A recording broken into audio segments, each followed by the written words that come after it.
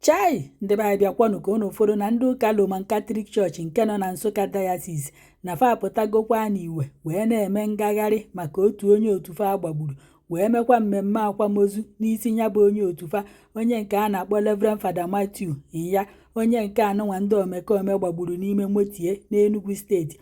Ngagharị unu fụrụ ndị Reverend Fada na-agagharị ebe a fa jelu na ebe a ga-anọ wee gbagbu Reverend Fada Matthew n'etiti ebe a ka fa nọ wee karịa ụka ikpeazụ wee kwuo okwu Chukwu. Ebe a ka Reverend Fada anụnwa na-ekwu okwu Chukwu nọzi wee na-agwa ndị mmadụ ife kpatalụ ejizi wee na-egbukwanụ ndị Reverend Fada kịta anụnwa.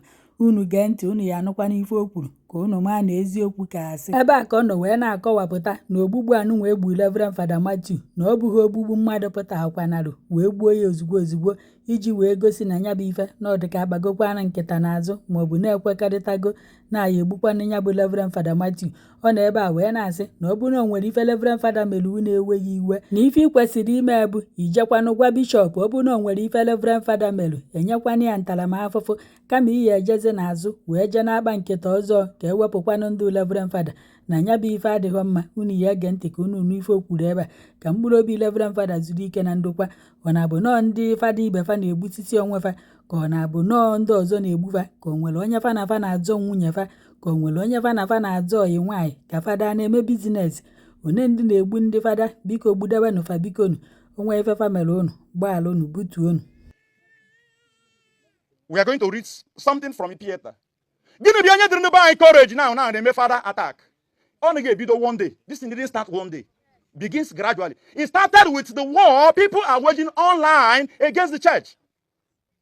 They make caricature of priests. And a number of our children who no longer read the Bible, we will presume that what they see online is the reality. And so priest has no meaning, no value anymore. He's just like any other person. In fact, the most basic preaching they started online was to dissuade our Christians from believing that this sacred and assassin. Some time ago, Emir attack, I have already quoted Psalm 105 verse 15. Touch not my anointing and my prophet do no harm. They started analyzing. No one when you're doing sacred. They first of all cleared you from that, not to regard anybody as sacred. And today, respect, honor, value for human persons is going down. We are seeing it. Brothers. Oh, Google Guru Father Bugu just one day what happened. As no be the wrong line. Mgbamare abo yiru stand or gachukwo nwa agbogo chick no do comedy. You are killing a priest. Because ndo na who kill me ya gonna be on a field. You on a field of no be ya can that represent. They should be gone down. You are attacking the priest directly. Mgbamare abo yiru ekwa father itukuru noche gina kill me na no confession and make caricature of it. You are killing a priest. Because the psych you are battering. The psych you are wounding by such presentation may not go to the Bible or may not go to the church to see the reality. He or she presumes that what he has seen in the social media is the last Bible he has read. You are killing a priest. So it's not one day, Father, the king started somewhere, and we have to pray that he stops. Not long ago, last year, a priest serving in this axis was attacked in broad daylight. We room man occasional but the of Father occasional. That was when maybe there was a kind of testing the water and testing the microphone. Brothers, we have to come back from this. So these are our lamentations.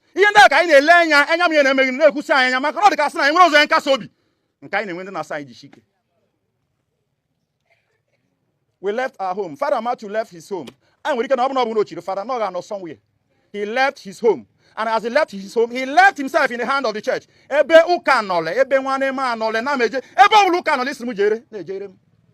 And he left that way to come and serve. And rather than allow him to serve, he was stopped short of his service. Painfully, some time ago, I was discussing with him. I know attendance and all that. Within that period. So we are discussing. Awesome, Father, don't worry. Don't worry. Difficulty with coming out. You see, the regular and all that. That posting never came, and it was stopped. So when we look back at the life of our brother, we have so many reasons to be shedding tears. But should we get stuck in that? Not at all. And that's why we have to move on. Gonna be high Jimmy. Oh, back I never, and I back or Chukwu. Oh, when the message Father Matthew Eya preached, and which right now we have to affirm and appropriate. That message is the message of forgiveness. Difficult? Yes, but we have to forgive. Difficult? Yes, but we have to forgive. You will ask me, and I forgive onye ahulek. And I forgive onye adolengbar. And I forgive onye amas na yama ucho onye apatronal. Obobali to tijameshi. Obobali to kekomog. These things we do not need to know them. We remember the story of Jesus Christ we are following. Mgba na-akpọ onu ntu na ọ bụ ntu beji ọ sị na agba anaghị n'ihi na ha emeghị. Mgba na-egbu Steven na ọ sịrị na agba anaghị n'ihi na ha amaghị. Ndị be anyị ọ bụ ha ma na ha eji hama ọ ha ma na ha eji ntu ọ ha ma na onye akarara ya nwụ. We will say the same thing the Lord is saying. Father, forgive them. They do not know what they are doing. Onwe onye gburu Fada ma ọ gburu nwana anyị mụ na-ekweta ka na ọ mara ama ya eme. Ọ maghị ama. We are misunderstood, misrepresented, and mistreated. And what I show him no Father. Oh, when the guy no call your Father, Father nas and Father asr I have experienced that myself. Na bemu, na agoma, na actual life undoka. So I was preaching. Na ndoka we right he worship. Na ndogoma we right he making he worship. No look am oh monyo ogoma nyuka yara na ogoma so bia gwa am kam lura na ogoma gina. Mana onye ụka onye ọgọmọ yara ịka ụka sị bịa gwa m na ma emeghi na ma lọgị. I preach that way. You know, ndị ụka ma ala jesiga na Fadas sịrị na ya hụma mma na Fada ha na-aba mba na ọsị ya memeghi na ya hụma mma. Ndị a na-agụ ya ha bụ ndị ha bụ na-eti ma ha nọ n'ụlọ ka mgbe m kwuru ụha bụ ngata to m kelere good morning ochi hụ n'ụzọ Fada chokokwu a na ema m na ema like this year now I call the venerable of the Anglican Communion. So let us go and meet these people and speak to them. And then we went to where they were doing meeting. Because I repeated the same message I preached. Sometimes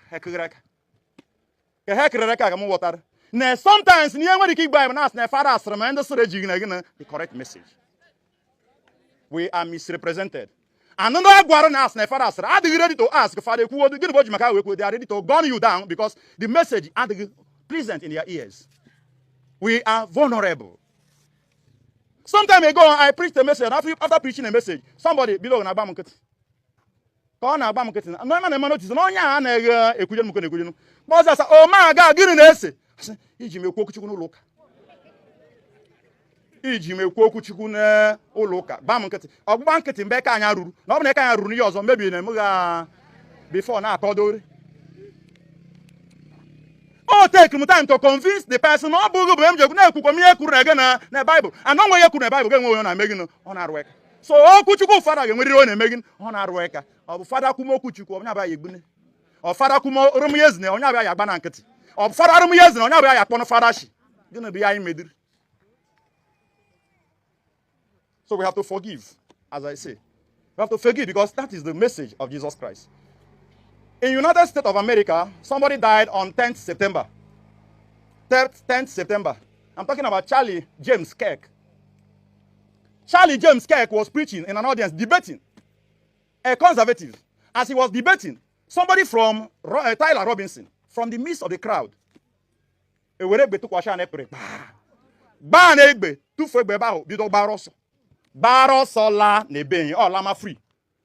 10th, 11th, 12th.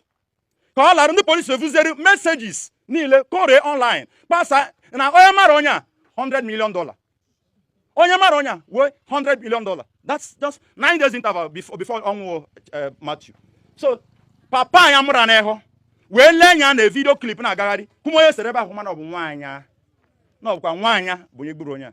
Yem na ajo ibn bakoreba. Obrugo horo na bunwaga ruraru. Iya kwacha kwachi si ya kwaye.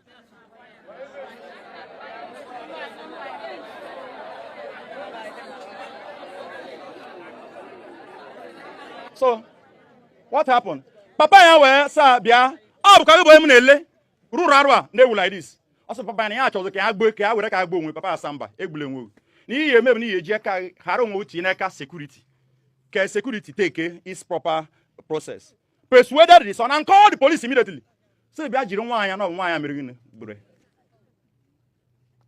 That's how Tyler Robinson was captured. It didn't end there.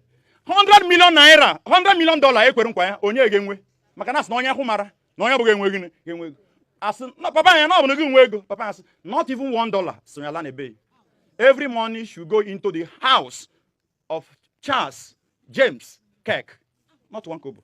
That na ọ bụghị udoro omume a nwaanyị mere bie ya ji ezilite, ma ọ bụghị udoro omume nwa ha mere bie eme ka America gaa n'iru, ọ bụghị udoro omume nwa ha mere bụ agba mere ụwa drọị.